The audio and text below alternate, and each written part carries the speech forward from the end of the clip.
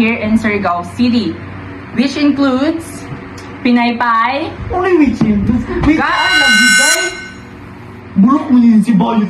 Chichi, mabuhay! I am Christian Yuclamocha. I'm Rensky Bangalagdon. I'm Ezekiel Escobar. I am Hendrik Alvarez-Ciencia. I am Altea Casanova. And I am Junily Catalan. And we are Group 2! So for today's video, we're going to eat some famous Filipino merienda here in Surigao City. Which are Pinaypay, Banana Q and Moyong. Now, we are going to try the famous merienda here in Surigao City, which is the Pinaypay.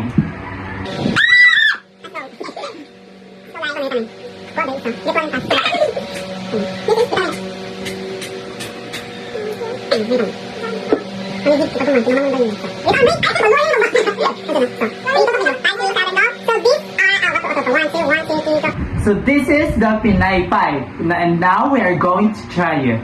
3, 2, 1.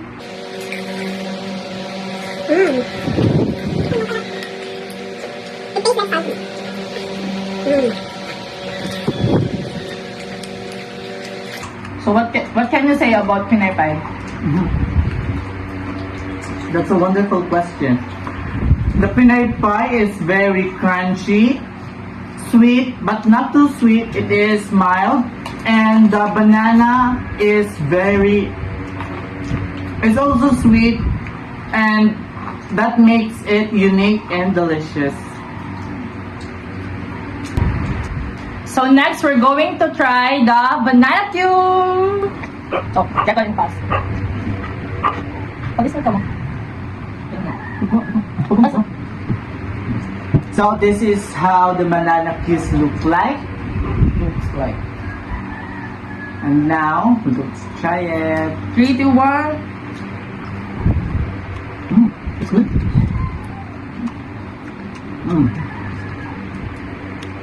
I've tried this a lot before.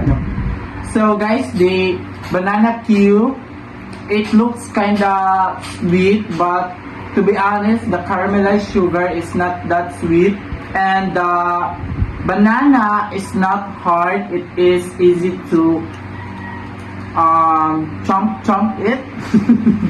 So basically, it's a fried banana coated with sugar. Correct? Yep. It is. The banana is not bland. It is also sweet, which makes it good as a merienda as a student. This is also affordable, guys. That's why most of us buy this kind of merienda because it is affordable. Go.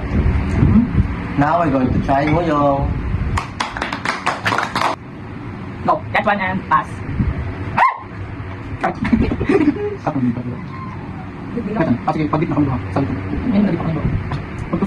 So now we are going to try Moyong.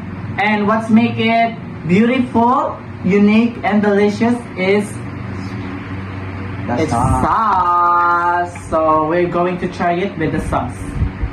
Let's go. Itadakimasu escale!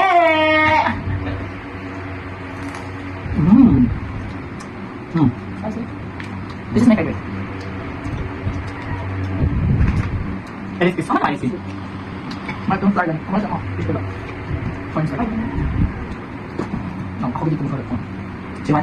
So the sauce is kind of spicy, but you can, handle it.